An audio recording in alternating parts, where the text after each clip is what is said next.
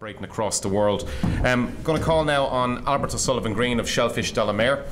Just while Albert's getting himself sorted out there, we are taking questions. We're going to take the questions just before the Minister arrives, and so we're looking for your questions by text and by Twitter, and then eventually with the microphone. But Albert, you've travelled a long way to get here, so I'll let you take it over from there.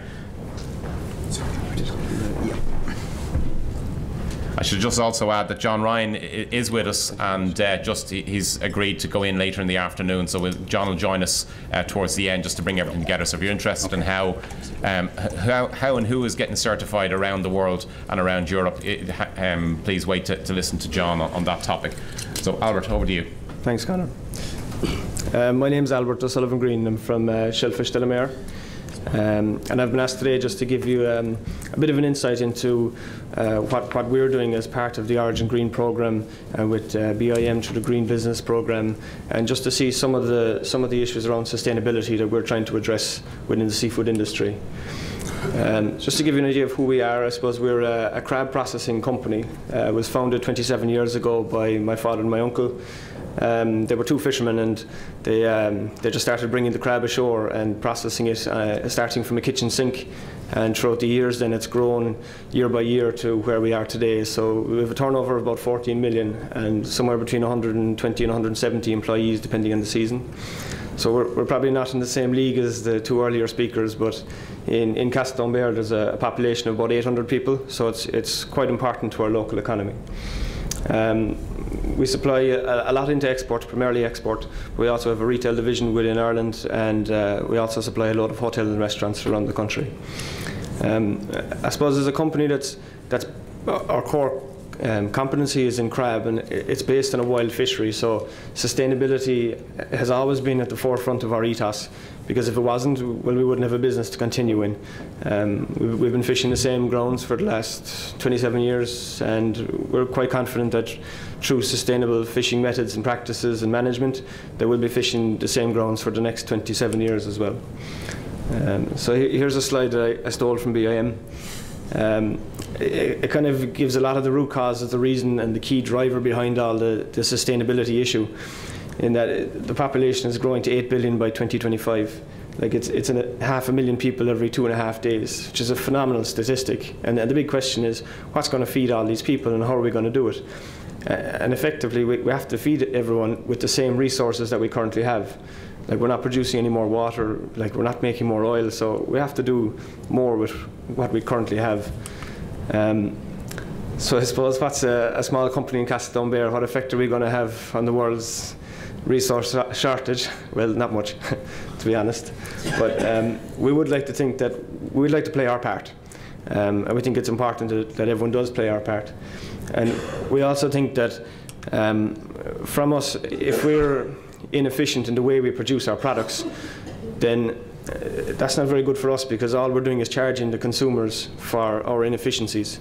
So we're really trying to drive our business to make sure we're being as efficient as we possibly can, to make sure that we're delivering value to our consumers. So I suppose our journey started in 2011. We took part in a BIM Lean program. And we just kind of started, I suppose that was the start of our journey, where we looked at every process we did from start to finish.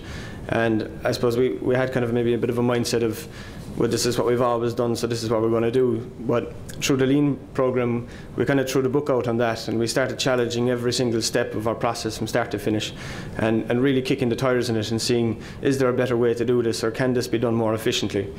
At the time, we improved the productivity through the plant by about 3%. But the Lean process, it's a continuous development, and as part of that, now this year we've introduced the traceability software that also offers real-time data that you can see on the floor, so you can see at the time you're packing how efficient you're being, so you get real control over it. It's a company called Softtrace, a very, very good company. So in January this year, we became the 22nd approved member of the Origin Green programme. It kind of followed on from our work we'd done in the BIM Green Business programme. And we'd kind of see Origin Green as it's a vehicle for us to communicate to consumers and to buyers the work that we're trying to do to be as sustainable as we possibly can. We would have identified kind of 3 main areas where we could improve on. Energy efficiency was one between our electric usage and the diesel we used for our cooking of our product. Our water usage as well was another one we highlighted, and our waste, because we produce quite a lot of crab shell as a byproduct. So they were the three we kind of looked at to see how we could improve on. So I suppose part of this case study is to kind of explain some of the work we did around diesel, because we use diesel to create the steam to heat our cooker for cooking our crab. And effectively how it works is it's a water bat. It's a water bat cooker that has a conveyor. The crab just drops down into the water and comes back out of it. And you have a vat of water that's heated by direct steam. So essentially your steam is going in the bottom, and that's heating up the water, which then cooks the crab. But regardless of the amount of heat that was consumed by our cooker, the steam was just either turned on or turned off. So what we did was we measured our diesel consumption and benchmarked it against the industry average. We found that we were using a lot more diesel than we should have been. So we installed solenoid valves to regulate the amount of steam that was required to go into the cooker. So the cooker only took steam when it needed it, and when it didn't need it, it just shut the valves. And what that did is it increased our metric of that for every litre of fuel we went from 12 kilos of crab cooked to 13.6. So that resulted in about a saving of just over 10,000 litres of fuel per year. We've installed a Wattic sub-metering system for measuring the electrical usage in the plant, and what we found was that over 50% of our electricity usage was going into refrigeration. So from there then we started looking at refrigeration and seeing what could be done.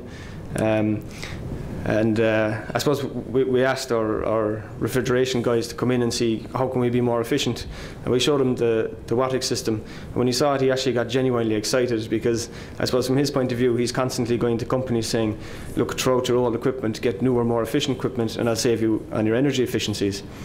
But if you can't work out, you know, what it's currently costing you, what your benefits are going to be, people wouldn't give him the light of day. So when he saw we had a tangible system for measuring exactly what we were doing and what he could provide us, he got excited at it, you know. So we've come up with a plan, I suppose, starting next month, where we're changing a lot of our refrigeration, and we reckon that it's about a 4.5 year payback on that. We looked at our water usage as well, and we've quite a high water usage in one of our crab processes. So we looked at how we could improve that, and we introduced a system that was just commissioned yesterday, and we estimate that annually we'll save about just over 25,000 cubic meters of water per year. So to put that in perspective, it's, well, according to Irish Water anyway, it's about enough water to run a village of about 400 people for a year. So I'm thinking anyway that there's 800 people in Castletownbere, and we've saved enough water for 400 people, so surely everyone in Castletownbere should get half price in the water charges. We also looked at monitoring our vans, because we've about 9 vans and 2 trucks. So our distribution throughout Ireland, we looked at monitoring that, and from that we've spotted some inefficiencies that we're working on, just through driver training, just to make sure that we are being as efficient as we can through our distribution network. And it's all about continuous improvement. There's no point in just achieving one goal and then just stopping there. You have to go again and keep trying to improve. So we've developed KPIs for electricity, our water and our diesel, and they're being monitored weekly. So I suppose if I was to offer any kind of advice into any company who is looking to take part in the Origin Green programme, or trying to see where in your business you can actually make savings that will lead you to be a more sustainable company, I suppose the first thing is to measure where you are, and by measuring where you are, you have some understanding of what you can do to improve on it. And the second thing then is just ask the experts. Like with the refrigeration, there'd be no point in myself Googling how does refrigeration work and starting off with a very foundation knowledge of how it works and then building from there to see if we can make savings. Just ask the guys that are involved in it, because like the refrigeration guy got excited, like so, and everyone else we kind of talked about, or that we talked to, they were kind of similar, and they have the knowledge to help you out, you know. Then just take whatever steps you need to do to improve, and then after that, measure again and kind of kick the tires on whatever you have achieved and see can it be done better again. Like even our diesel for cooking, we've after the 10,000 litre savings per year, we've looked at that again, and we reckon now that we can, through a bit of capital investment, we could reduce our diesel consumption to 15% of what it currently is. So it's all about just getting more and more sustainable. So thank you for your time.